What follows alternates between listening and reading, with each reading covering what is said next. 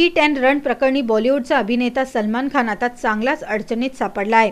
आजपर्यंत आपल्या हातून हा गुन्हा घडलाच नाही, आपण गाडी चालवतच नव्हतो तर ड्रायव्हर चालवत होता असं सांगणाऱ्या सलमान खानला चांगलाच हादरा बसलाय। गेल्या 22 वर्षांपासून सुरू असलेल्या या खटल्यात महत्त्वाची नोंद झाली आहे। मंगळवारी सलमान खान कोर्टात हजर झाला। यावेळी त्याची ओळख परेड झाली आणि यात एका प्रत्यक्षदर्शी साक्षीदाराने सलमान खानला ओळखलं। मुस्लिम मिया शेख असं या साक्षीदाराचं नाव आहे। सलमान खानच्या गाडीखाली चिडून शेख जखमी झाला होता। सलमानची गाडी आमच्या अंगावरून गेली असं या साक्षीदाराने सांगितलं। या सुनावणीमुळे सलमान खान अडचणीत सापडलाय।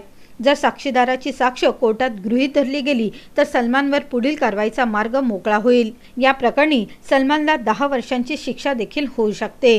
NMTV bureau report.